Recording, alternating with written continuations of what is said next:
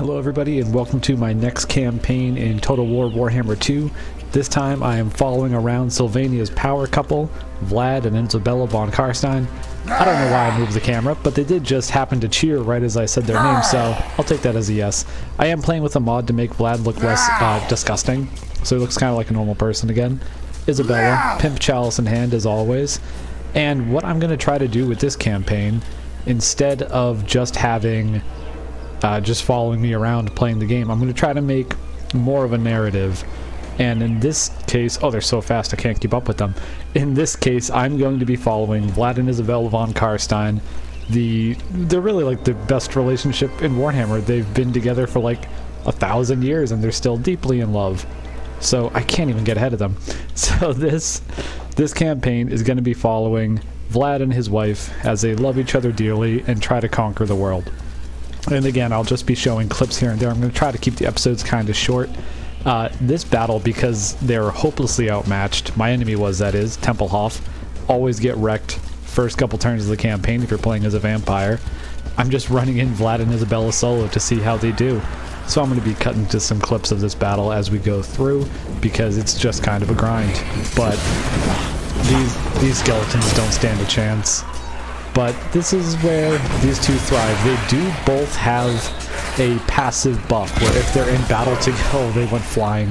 Where if they're in battle together, they boost each other up because they're such a great couple that just being in proximity to each other makes them better in battle. And with Vlad as my HQ, everything in his army can Vanguard deploy, so Vlad is just a terrifying campaign lord. And let's see their adventures. Where does Isabella go? Oh, she's right there. I'll try to catch some of the animations, but Isabella will just occasionally sip from her pimp chalice throughout the entire battle. Vlad, no chalice, but you know, he'll get a nice drink after the battle.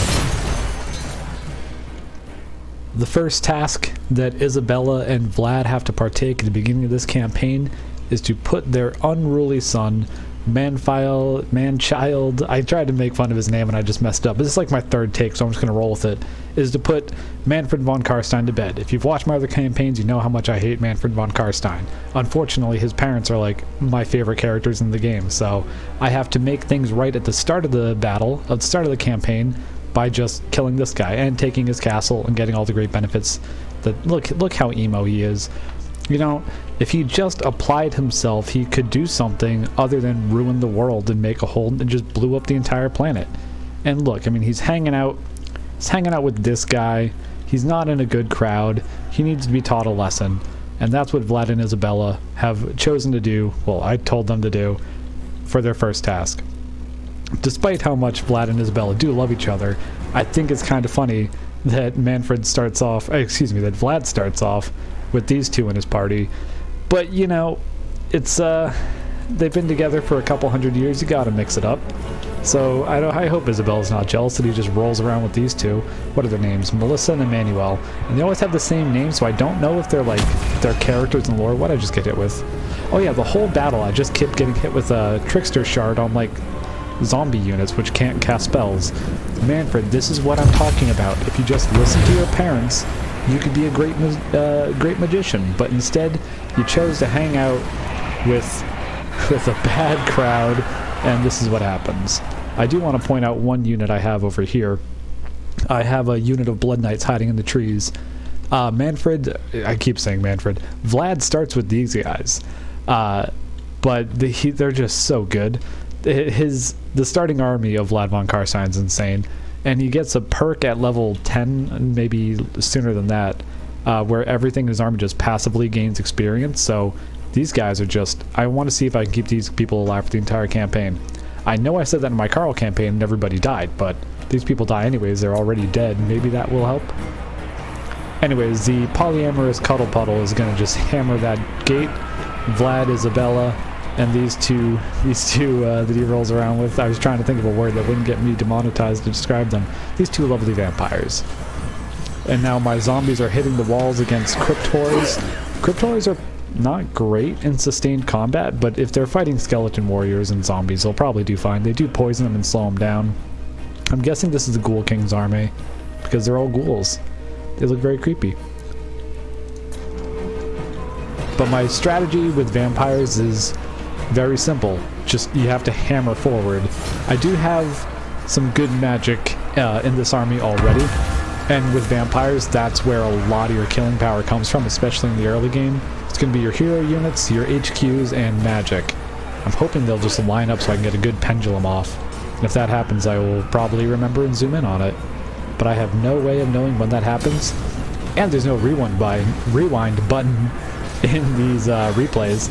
So if I miss something, I just don't get to see it, unfortunately. Or I could watch the whole battle again, but I think this one was like 20 minutes long, and I have other things I need to do today. So the Ghoul Kings just ring around. I am dropping frames throughout this entire battle, just because there's so much on-screen. Vampire on vampire fights. Oh, here it comes. Vampire on vampire fights are always a very high body count, which is a strategy. Let's see if this goes off. Beautiful, beautiful pendulum, just decimating that unit. By the end of the battle, spoiler alert, Emmanuel, or whichever one has the Lore of Shadows, is up to like 400 kills or something insane. But I mean, that doesn't tell you if she survived or not. And now the Vampire Air Force is rolling out, going to go fight the other Vampire Air Force, which is much smaller, but does have healers nearby, so we'll see what happens there. And the Strigoi, whatever, how you pronounce it, Ghoul King, is in and amongst my men, my undead men, just slaughtering them. Only 2 kills so far, but I expect that number to go up. The Polyranos Cuddle Puddle did manage to punch right through the middle, and here it comes every time I try. Hope that wasn't too loud on you, but another pendulum just decimating everything over here. But now it's these 4 versus that guy, and it's going to be a tough fight. I can use Master Beguilement to reduce their melee attack down to 7, and then a bunch of vampires coming in, which is really the best way to use these large units. You want a bunch of chaff nearby to soak up enemy hits, but it's just rampaging forward as my HQ puddle tries to get in there. Isabella, or Emmanuel, just got launched backwards all the way back here from one hit from that thing. It's not a pretty sight. It's just decimating everything over here. But it's down to half health. It does have regen, but Vlad punches a lot harder than that thing can heal. It is not a bad strategy in vampire campaigns to try to get your own death count super high. I think by the end of this battle, something like 4,000 troops die, which makes the battle the site of the battle a grave site, and the more bodies there, the higher HQ units you can recruit. So if you have like 4,000 units die in one battle, you can recruit like tier 5 units on turn 10. Like it's a little insane about how quickly you can get like Mortis engines just rolling across the field. Where if you watched my Carl campaign, you knew it took me about 80 turns before I got my first tank, which takes a while. But this Vargolf only has 33 kills, mostly against zombies and salt chaff, other than my HQ pile over there. Another pendulum. I just heard that and whipped around to go see where it was. It is kind of hard to track down. Isabella has no kills. She got knocked all the way back here. Where's my Shadowcaster? My Deathcaster is 42, 43, just going in with her little knife against these crypt horrors and crypt ghouls, zombies. There is some Graveguard, and they are pretty scary. But I mean, these vampires are just insane. Vlad only has 38 kills, but all of those have just been with his sword, knocking people around. Where's my Shadowcaster? If I remember what this is, that one? Yeah, 334 kills already. And I think all of them have been with her magic and a knife. And then Isabella, I really wish I could just roll the camera through the gate. That would look a lot cooler. But Isabella's just back here because she just got hammered. Sorry about that. Vlad von Karstein may love his wife, but love doesn't always protect you from a massive bat creature punching you in the face. Manfred von Karstein very wisely has retreated back to the center of the map, where the Vampire Air Force is they're just tearing chunks out of each other, bodies dropping left and right. The Varguys don't get a lot of use in competitive online play, but in campaign they're phenomenal, especially in siege battles. I mean, because the vampires don't have any ranged units, if they have to run at a wall, it's pretty bad. So what I normally like to do, and while this vampire fight's just grinding out, I'll zoom out, if I was attacking a faction that had ranged weapons, they normally stack up where I do. So I'll stack up right here. They put all their stuff right there, and then my Air Force can circle all the way around, hit from behind with massive weapon strength of 119. It's absurd. And these range units, they cannot survive. There's no range. Maybe Lothran Seaguard can survive, but everything else is just going to melt the second these guys hit them. Felbats aren't bad. They have 44 melee defense, which always kind of surprises me, so they're good at just locking things down, and the Var guys can come in and kill. They synergize very well together, but then like half your army is flying units. I don't know why Vlad starts off with like 4 bats and 3 Var guys, I think, or 2 Var guys. It's a lot. I'm probably gonna have to cut some of this battle out, because it's just vampire on vampire fights tend to just be this grind. Melissa got knocked out, she's running back in. Emmanuel is in the middle somewhere. Is that a Soul Blight going down? No, that's my Soul Blight going down on them. Buttering them up 60 armor. Their leadership is crumbling, and just the vampire airports hits from behind. Knocks straight through all of that. The Var guys coming down, getting that charge bonus off. They are very hurt, but I don't have a ton of ways to get magic back at the start of the campaign, so I need to save my heals for when they're really quite valuable. But with the Master of Beguilement down in this graveyard, they're down to 0 melee attack. They're just getting obliterated by the leadership ball that's running around the field. I just need to zoom out of that because it's very loud. They don't have much of quality. They have some zombies, they have the spearmen, they have a couple of, are those Black Knights? No, those are skeleton spearmen. I don't know how I confuse those with Black Knights. Zombies, skeleton warriors, is there anything really? There's nothing too scary. There are 2 packs of evil doggies back here. They have like, is that beaks? Oh no, it must have just been that their flesh rotted off their face. Ah, whatever, they're still good boys. Manfred has 20 kills somehow. Don't really know how that happened. And this bad influence over here, wearing a fur coat. It's summer, man. What are you doing? I don't know why I said it's summer. It's like the middle of it. It's the start of winter right now where I am. But right now I'm just kind of grinding out the front line, so I'm going to fast forward a bit. Because the first stage of this battle is over, as I have swept the enemy off of the first part of the city, but there's still a lot to go. Look at the piles of, I was going to say corpses, but they're already corpses, of newly returned corpses. That's the gate. There's some of my Var guys who fell. There's the Vargulf. Its corpse blocking the gateway. It didn't really make it that far. But the power, what's the I don't know. I was going to say quadruple, like 4, because there's 4 of them. I don't know, it doesn't matter. The power 4 of my leadership ball are running through, cleaning up the last of these just zombies, skeleton warriors over here. Some of the dogs ran over. Dogs aren't here anymore. Vlad up to 103 kills. Let's check the kill count. Emmanuel, 403 kills. Isabella, which is somewhere. Melissa has 93 kills. Isabella only has 60 kills. But you did get knocked to the back during that fight against the Vargulf when a lot of these kills got racked up. My Blood Knights have shown up, and they are just fighting out against zombies. If I lose a single model in this fight, I'm going to be very embarrassed. One of them is already dead because I let them sit in range of a tower because I forgot I didn't control the tower yet.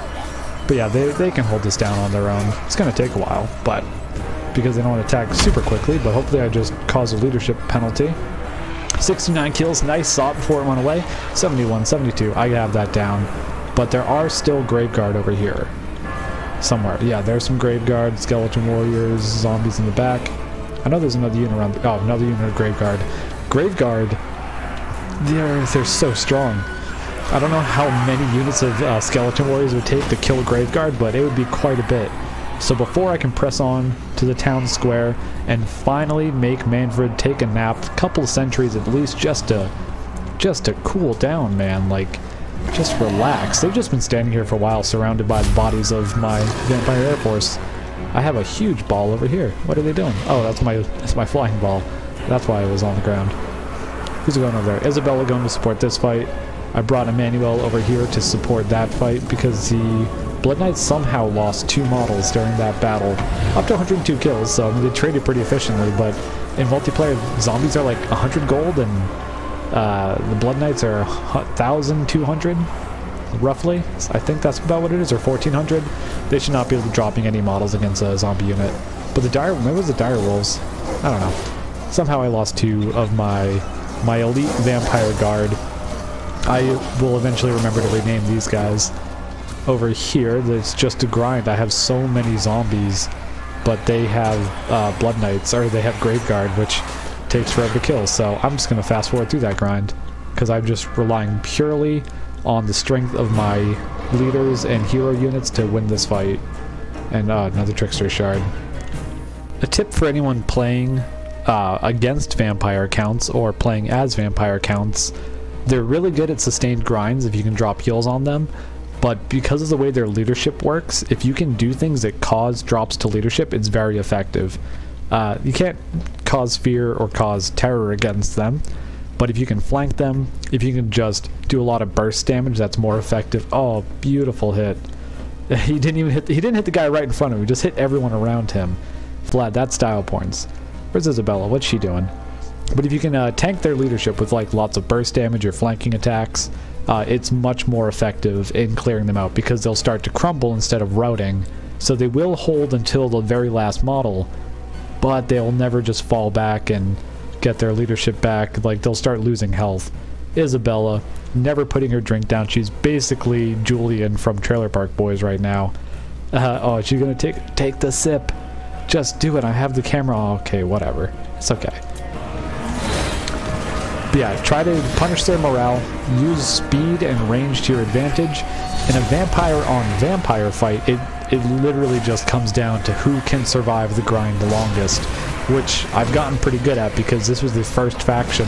Well, the first faction I ever played as was vampire accounts. This is the sub-faction of the von Karsteins, but it's the one I have the most experience with. And in vampire on vampire, it's just about grinding out the fight, picking apart the army where you can, using your air force if you brought it to your advantage, just isolate and pick off units, and not feeding troops. If they had rushed everything over here, I might have lost everything, except, I don't know, the hero blob kind of changes that. But I just need to survive this grind and then chase down the leader. Always kill the leader too, as quickly as you can when you're fighting vampires. Don't normally, I shouldn't wait like almost 17 minutes before I even start thinking about getting over to fight the commander. Vlad and Isabella are going to be leaving this fight for now. They have more important things to do. They need to go find their wayward son and teach him a lesson. Vlad's side hoes are running here. What's a more respectful way to put that? I don't know. I keep calling them a polyamorous cuddle puddle because that's what it seems like. Like, Vlad's whole thing is how much he loves Isabella, and he loves her so much that she gets bonuses in combat if they're fighting together. One of them, I think it's Isabella, gives bonuses to embedded vampires. So who knows why that's happening? All I'm saying, they've been alive-ish for hundreds of years. They get around.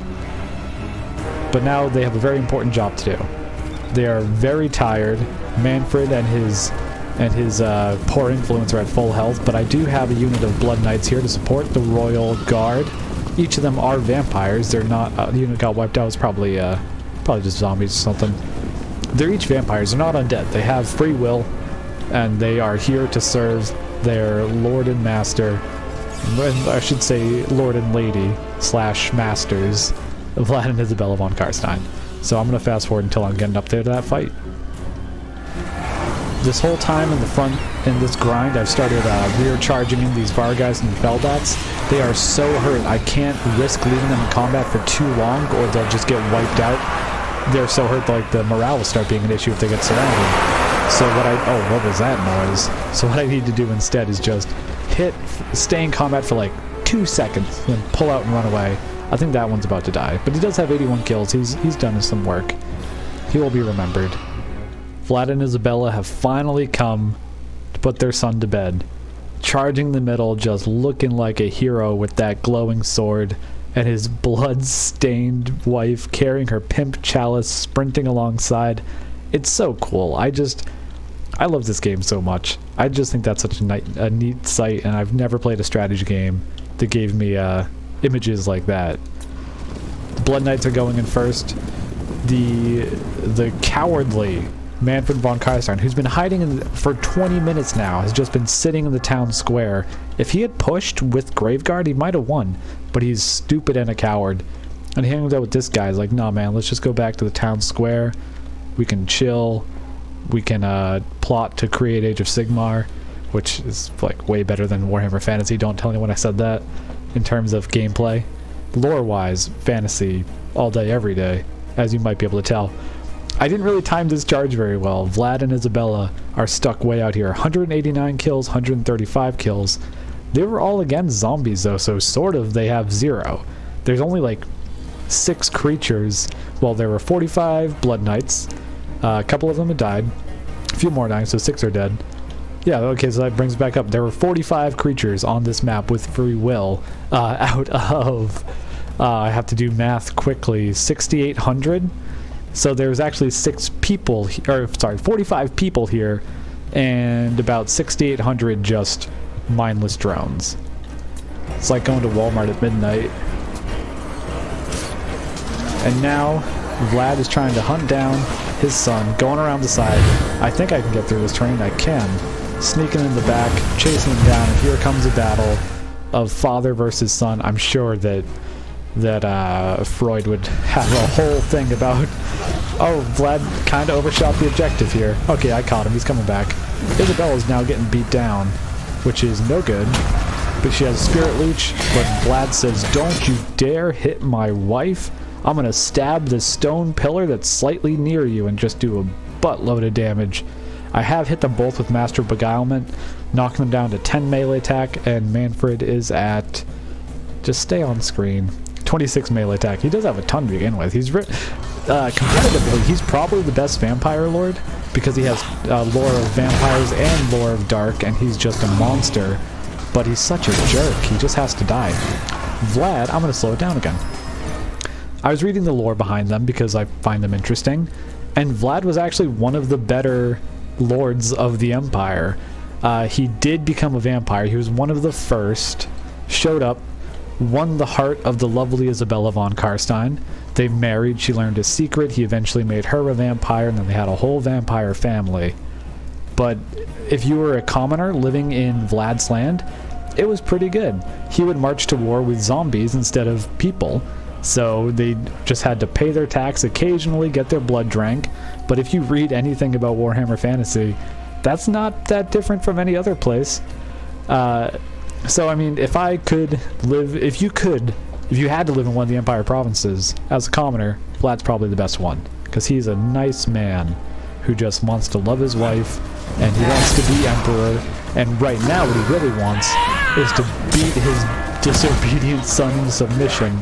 And there goes Manfred, and this bad influence watches as he falls. That's what you get. It was a Pyrrhic victory, but it was a Pyrrhic victory by design, because now I have a massive pool to recruit from. So I hope you've enjoyed this style of campaign where I try to craft more of a narrative instead of just doing more of a let's play. If you did like it, let me know in the comments. Please like and subscribe. Ring the bell. I forgot to do the Skaven video where I tell you to ring a bell, so I'll do that next, unless I forget. But I hope you have enjoyed this. I'll see you all next time. This is a little PS at the end of the video. Look at those losses. I'm bad at math, so I'm going to have to add it up, and I'll put the number right there. Adam, remember to do this. I mean, Glassberg, remember to do this.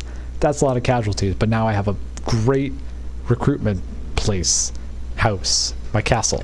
My castle is recruiting now.